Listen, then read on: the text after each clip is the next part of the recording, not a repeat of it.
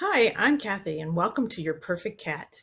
I have decades of experience with cats, and I am here to teach you new things about cats and how to bond with your cat, and even how to train your cat to go on adventures with you. So join me, and we're going to have some fun with our cats. Welcome to part 2 of 10 things to know before getting a Bengal. Number 6, Bengals have high energy. They tend to be too much for other cats. So if you have an older cat, you might want to reconsider getting a Bengal kitten to get along with your older cat. If you don't have any other cats, you might consider getting a pair of kittens. And this can be really useful for you and for them, so they can play with each other more so than they play with you. So it works out really well when you're too tired or if you have a really busy life, that they can keep each other entertained rather than depending entirely on you for their entertainment. Bengal cats also tend to be awake a few more hours than your normal cat, so they sleep a little less and they are active quite a bit more. And in the next piece of video, I'm going to show you how active a Bengal cat can be.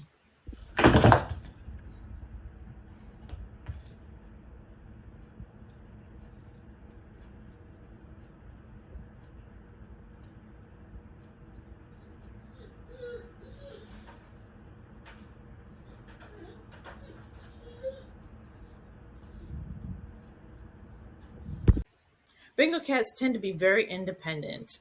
Here I'm showing you a picture of my cat Val, mostly not looking at the camera.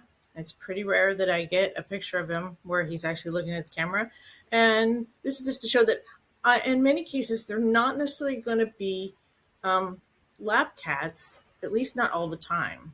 Now, you can train them to be either more independent or more of a lab cat, but it really depends a lot on you and it depends a lot on the personality of your cat. One of the things that I've found with my cats is while they do enjoy on occasion sitting on me, if I move a lot, they will get up and leave. So you might find that to be the same for you as well with your Bengal. Talking. Bengals are very talkative. They're one of the most talkative breeds. And here's Val again to show off his talking abilities. Talking. Bengals are very talkative. They're one of the most talkative breeds. And here's Val again to show off his talking abilities. Talking. Bengals are very talkative. Number 9. The one thing you need to know about Bengal cats is they tend to yowl. At least that's what a lot of Bengal owners call it, is yowling. I have a little audio clip for you because every time I try to catch my cats doing their yowling, they stop. So I've never been able to capture them on video, at least not yet. It's rather loud. They tend to do it. They can do it any time of day, but they have a tendency, mine have had a tendency to yowl at 3 o'clock in the morning. They also are very crafty about finding the best place in the house where the yowl echoes.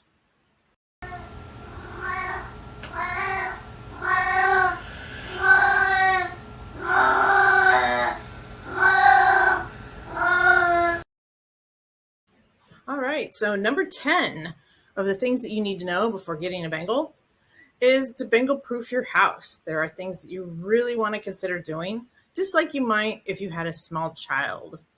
So you may want to put locks on your cabinets because these cats will get in your cabinets. Not only do they get in the cabinets, they like to push everything that's in the cabinet out of the cabinet. I highly recommend safety caps on the stove because the knobs can be easily turned, and hate to see a cat start your house on fire. You'll want to secure lamps. You'd be surprised. They get on top of tabletops or any flat surface, and they like to knock things off. You'll want to cover your electrical outlets, just like you would for a child, because Bengals are extremely curious. And the other thing you want to watch for is all electric cords. And I highly recommend covering them because your Bengal will chew on them. And here's an example of my Cheeto, Finn, on top of the shower. This is one of his favorite places. He likes to jump up here and look down at you from up high. And as you can see in the second picture, his awkward way of getting down. Now, these kind of things are a little hard to prevent your Bengal from being able to do, but it's one of the things you just want to be aware of before you bring home a Bengal. And finally, I want to introduce you to a friend of mine. His name is Saber. He has a sister named Clementine. They're both on Instagram at Clementine and Saber. And as you can see, here's Saber hanging on the cupboards. I suspect that he probably thought he could get up into that space between the ceiling and the cupboard. It's not big enough for a Bengal, but that does not keep him from trying. And then in the second picture there on the right is him on top of the shower head. So he took it one step further, not just getting up on top of the shower ledge, but actually decided that he wanted to sit on the shower itself. How he gets down from here, I don't know, but it's probably not very elegant. And that is it for the part 2 of 10 things you should know before you get a Bengal. Thank you for watching, and don't forget to like, comment, and subscribe.